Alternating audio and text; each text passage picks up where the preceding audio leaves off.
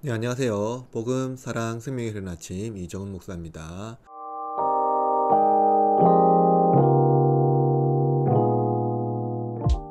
오늘은 새밥 챌린지 두 번째 날입니다. 오늘은 성육신에 대하여서 한번 살펴보고자 합니다.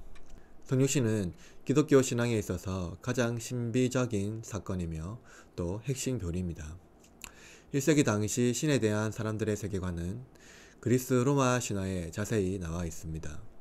그것은 신은 인간의 요구를 들어주고 인간은 신이 거하는 신전에서 영광을 돌리는 것입니다.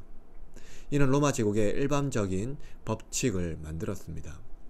황제가 시민들의 요구를 들어주고 시민은 황제의 동상 혹은 주화를 만들어 그를 기념하여 영광을 돌렸습니다. 바로 상호호혜주의적인 교환의 방식입니다. 그러나 하나님은 상호호혜주의에 기반한 기존의 방식이 아니라 우리와 함께 하시기 위하여 하늘 보좌에서 땅으로 내려오셨습니다. 하늘의 황제가 땅의 거지를 위하여 오신 것을 상상해 보십시오. 성육신은 기독교의 신비이자 상상할 수 없는 하나님의 은혜입니다. 거지가 하늘의 황제의 도움으로 거듭나 새로운 피조물이 되었습니다. 바로 하나님의 자녀가 된 것입니다.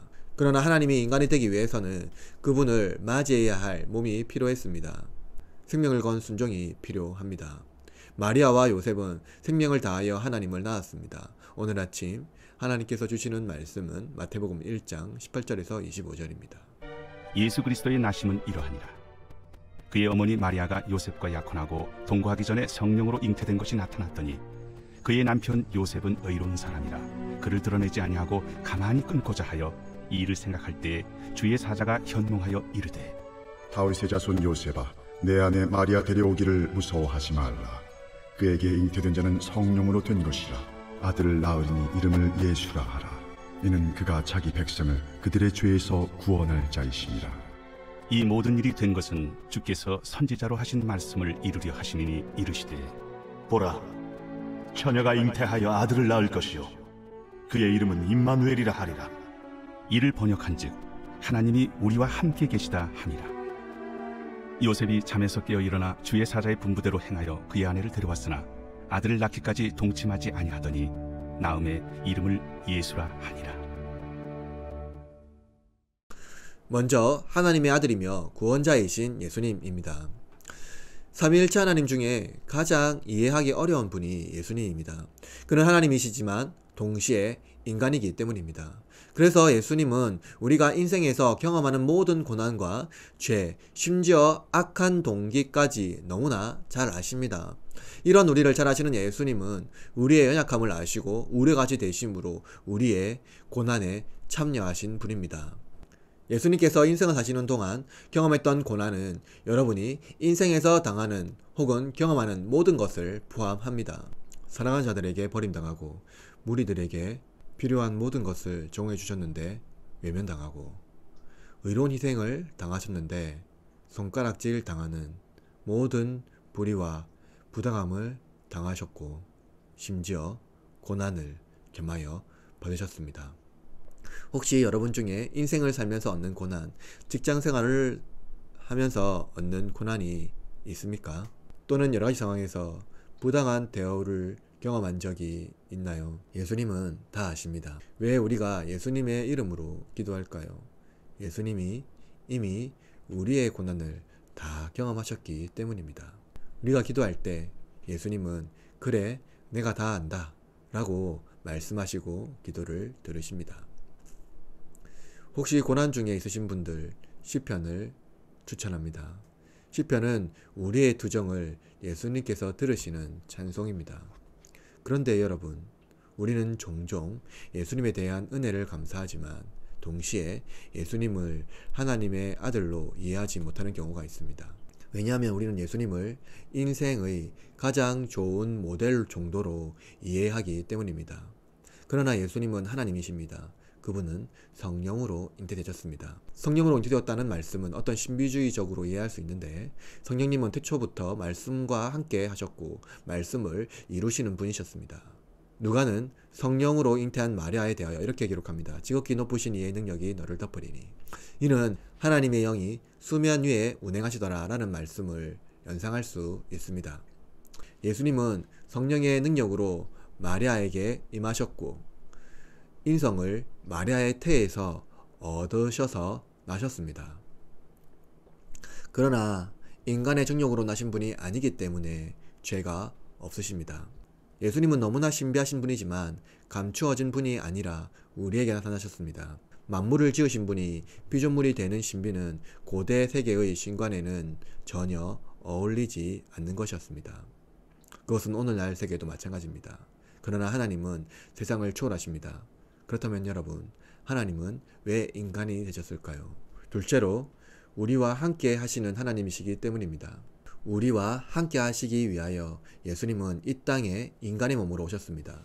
하나님은 영이시기 때문에 영적인 존재가 아니면 하나님을 볼 수 없습니다. 하나님은 인간을 위하여 인간의 눈에 맞추어 오셨습니다. 하나님께서 선지자를 통해서 하신 말씀을 이루십니다. 그것은 하나님의 임재가 이스라엘 중에 거하는 것입니다. 그런데 여러분, 하나님은 이스라엘과 거리낌 없이 함께 하셨던 것은 아닙니다. 성막에 계셨고 또 산에 계셨습니다. 특히 모세를 통해 혹은 선지자를 통해 하나님은 이스라엘 중에 임재하셨고 말씀하셨습니다. 왜냐하면 하나님은 거룩하신 분이기 때문에 불경건한 인간과 함께 거하실 수 없기 때문입니다. 즉 우리를 하나님의 임재로부터 분리시키는 것은 바로 죄 때문입니다. 그러나 하나님이 인간이 되심으로 거리낌 없이 그와 교제하고 사귈 수 있게 된 것은 죄로부터 우리를 구원하기 위하여 오신 예수님 덕분입니다.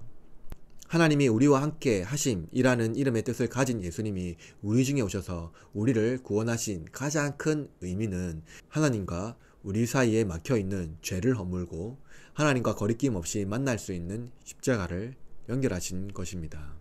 하나님이 임마누엘 되심으로써 우리는 예수님과 친밀하게 교제하고 사귈 수 있습니다. 예수님께서 우리와 함께 하심으로써 진정한 나의 구원자가 되어주신 것입니다. 특히 여러분, 예수님의 이름이 가장 잘 드러나는 것은 마태가 기록한 복음의 가장 마지막 문장에서 알 수 있습니다. 볼지어다 내가 세상 끝날까지 너희와 항상 함께 있으리라. 예수님께서는 다시 오실 때까지 우리를 떠나지 않으십니다. 예수님은 지금도 우리와 같은 몸을 입고 하나님 보좌 우편에 계십니다. 그분은 우리의 구원자이며 심지어 우리의 형제입니다. 예수님이 우리와 함께 하시니 우리는 더할 나위 없는 위로를 얻은 것입니다. 그러나 예수님께서 오심은 매우 큰 희생이 필요했습니다. 예수님이 우리의 몸을 입기 위해서는 인간의 희생과 헌신이 요구되었습니다. 바로 마리아와 요셉입니다. 셋째로 요셉과 마리아의 헌신입니다. 마태복음은 마리아보다 요셉을 중심으로 서술하고 있습니다. 본문 18절에 마리아가 요셉과 약혼하고라고 기록되어 있는데 당시 사회 문화적으로 약혼이 아니라 정혼이라 번역하는 것이 옳습니다. 약혼은 파혼에 대한 법적 책임이 없지만 정혼은 파혼에 대한 법적 책임이 있습니다. 정혼을 파기하면 그것은 이혼에 해당하고 당시 사회에서 정혼을 파기할 수 있는 것은 배우자의 죽음 정도로만 가능했습니다. 그러나 마리아가 점점 배가 불러오고 있을 때 요셉이 꿈을 꿉니다. 당시 법에 의하면 간음은 사형입니다. 그것도 돌에 맞아 죽습니다. 고대 교회에서 간음을 용서받지 못한 죄로 여겼습니다. 그런데 요셉은 마리아를 너무나 사랑한 것 같습니다. 조용히 마리아를 돌려보내려고 한 것이죠. 그리고 성경은 요셉이 의로운 사람이라고 말합니다. 의롭다는 것은 유대사회에서 율법과 유대교 신앙에 탁월한 사람이라는 것을 말합니다. 참된 유대인은 윤리와 도덕적인 면에서 탁월합니다.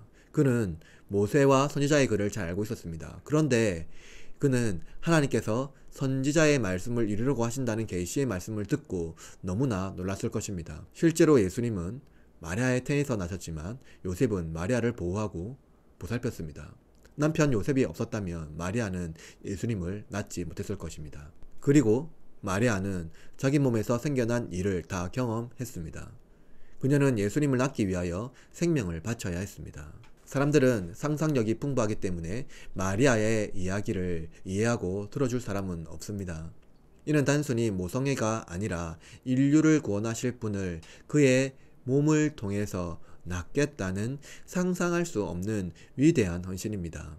마리아는 하나님을 낳은 유일한 여성이며 그의 헌신은 우리의 신앙 고백에 담겨 있습니다.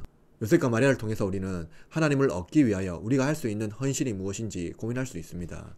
우리 기독교 신앙은 애정이라는 교리를 잘못 오용하여 인간의 헌신을 하나님의 계획에 비하면 쓸모없는 것으로 만들었습니다. 그러나 여러분, 하나님은 헌신하는 자들에게 은혜를 베푸십니다. 빈손으로 나와 하나님의 은혜를 간구하는 자들에게 하나님은 마다하지 않으십니다. 연약한 우리의 모습에도 불구하고 하나님은 우리의 연약한 헌신을 기쁨으로 받아주십니다. 그리고 그 헌신을 아주 위대하게 사용하십니다. 마리아가 예수님을 낳은 것처럼 말이죠. 성육신의 신비는 우리의 헌신을 통해서 더욱 아름답게 빛날 것입니다. 오늘 하루도 우리와 함께 하시는 하나님과 동행하며 작은 헌신을 통해 하나님의 즐거움이 되는 여러분이 되시길 바랍니다. 흐르는 아침에 참여하신 여러분, 새밥 챌린지에 참여하신 여러분, 오늘 하루도 하나님의 기쁨이 됩시다. 다 같이 기도합시다.